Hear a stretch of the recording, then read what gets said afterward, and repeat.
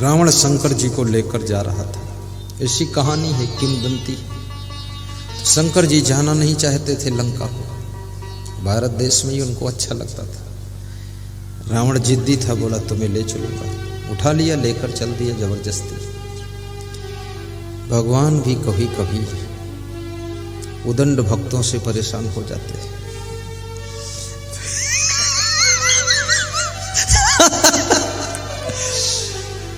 शंकर जी ने वादा कर लिया कि जहां तो जमीन में रख देगा फिर वहां से नहीं जाऊंगा। बोला रखूंगा ही नहीं, सीधे लंका में रखूंगा। तो शिव जी का जाने का मन नहीं था। तो कहानी कहती है, ये हमारे आश्रम के पड़ोस में स्थान है, कि शंकर जी ने कुछ ऐसा अपना प्रभाव डाला कि रावण को लघुशंका लग गई, और जोर से लग गई। अब भगवान को हाथ में लिए लिए लघुशंका करना पाप है। तो एक गाय चरा रहा था व्यक्ति, उसका नाम था गोकर्ण। अहीर था, यादव था। तो उस गाय चरवाहे गोकर्ण को रावण ने कहा कि इधर आओ, कि भगवान को तुम पकड़ो, हम लघुशंका कर ले। तो उसने भगवान को पकड़ लिया। अब रावण लघुशंका करने के लिए जब बैठ गया तो उसकी लघुशंका शंकर भगवान ने इतना बढ़ा दिया कि वो धार बंद ही नहीं।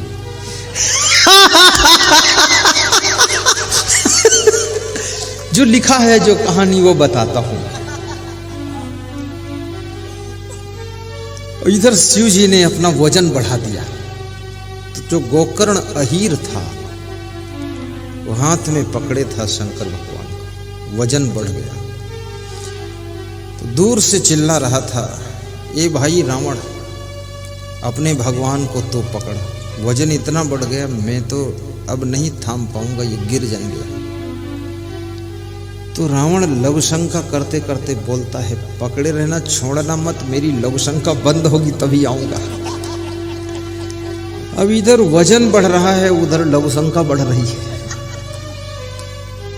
शंकर भगवान ने अपना खेल खेल दिया है। तो कहते हैं जब ज्यादा वजन हो गया तो गोकर्ण नाम का अहीर शंकर जी को वहीं पर डाल देता है, और ज्यों ही डालता है त्यों ही शंकर जी के प्रभाव से रावण की लघुशंका भी बंद हो जाती है। बंद होती तो रावण उठता है वहां से,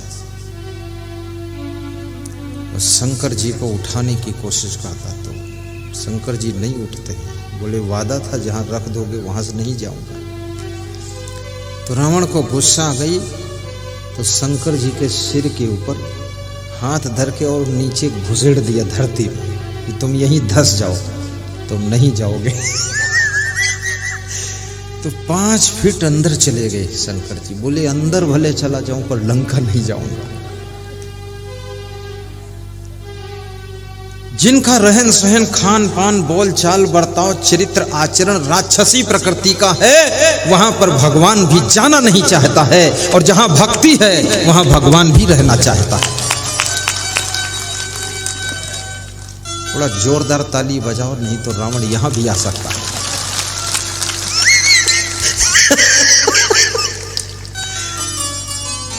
पहली बार ये व्यास गादी पर कहानी सुना रहा हूं।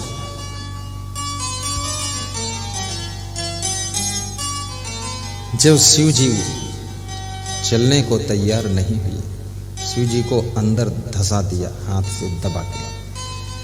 फिर रावण को बहुत क्रोध आया, फिर उस अहीर को रपटाया कि तेरी ऐसी तैसी। अहीर जोर से भागा, 2 किलोमीटर भागा। रावण, इतना बड़ा रावण, रावण की मूंछ 48 किलोमीटर लंबी थी।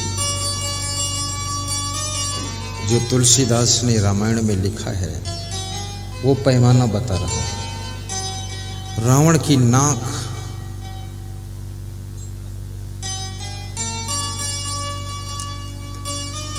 12 किलोमीटर की लंबी नाक थी रावण की।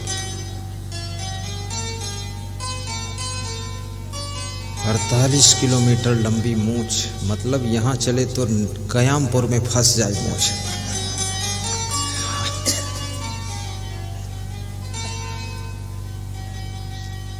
आजकल तो बहुत छोटी छोटी मूछें हैं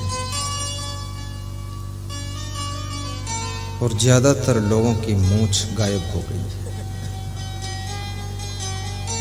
अंग्रेज भारत देश में आए और जब यहाँ से लौट कर गए तो सबकी मूछ काट कर ले गए कि मुछमुंडे रहो यहाँ तुम, अब मूछ पे ताव नहीं आएगा। ऐसे थोड़ी थोड़ी मूछ रखना चाहिए, बिल्कुल सफाया न कीजिए, थोड़ा रखिए, अच्छी लगेगी। जैसे हम हैं, हम 4 महीने बाद मुंडन कराते हैं और सब बाल बनाते हैं, दाढ़ी मूछ सब 4 महीने बाद। 3 महीना 4 महीना बाद, साल में बस 3-4 बार, सब ज्यों के त्यों लगे रहते हैं, लेकिन कोई फर्क नहीं पड़ता है। रोज रोज नाई का झंझट कौन करे। महिलाओं को बड़ी सुविधा है, ना मूछ है ना दाढ़ी है। भगवान ने ऐसा आशीर्वाद दिया है कि बिल्कुल सफा चट रहो।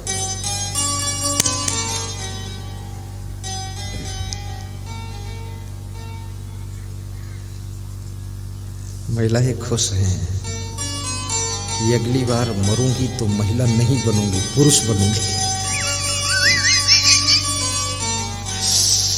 कितनी माताएं बहनें सोचती हैं अब की मर करके जब जन्म होगा, पुरुष बनकर जन्म हो और गुरु जी के साथ में रहने का मौका मिले, हम भी सेवा करेंगे। ऐसा होता है? वास्तव में ये आत्मा ना तो नारी है न पुरुष है। ये आत्मा शुद्ध बुद्ध चैतन्य स्वरूप, अजर अमर अविनाशी परम तत्व है। आज जिनको नारी का शरीर मिला है, अगले जन्म में पुरुष का शरीर भी मिल सकता है। जो आज पुरुष बनकर बैठे हैं, इसलिए मैं कहता हूं स्त्रियों को सताना नहीं है, अन्यथा अगले जन्म में स्त्री का शरीर मिलेगा, फिर तुम सताए जाओगे। इनको थोड़ा खुश रखना। कभी अच्छी साड़ी पहनना चाहे, छूट कर देना, ले लो जाके 1000, 2000, 4000।